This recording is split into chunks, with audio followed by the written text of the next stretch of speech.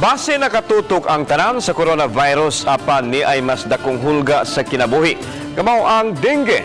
Tulo ka mga bata sa dakbayan sa Cebu ang namatay tungod sa maong sakit. Ano ang report?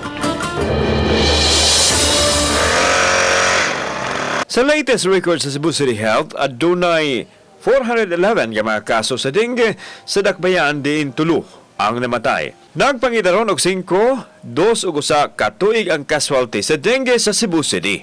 Matod sa Cebu City Health, nagpakita lang kini nga dakong peligro nga mamugna nini sa kinabuhi sa mga tao.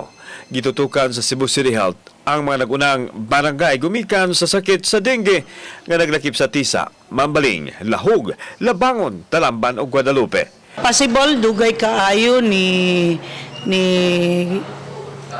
nagpakonsulta, no, kay they think kanang ay ko ana ni hilanat niya paimnon lang, kay in fact one of the death is in the I think sa CCMC namatay na siya.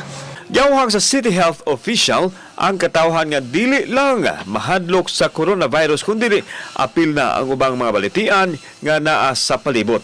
Sigurohon nga luwas ang mga bata sa dengue binagi sa pagpatuman sa kalimpyo sa palibot ug sa 4S. Kung hilantan, gikinahanglan nga budangop dayon sa tambalanan o sa health center aron maatiman dayon. Siguro na-focus sila sa COVID, no?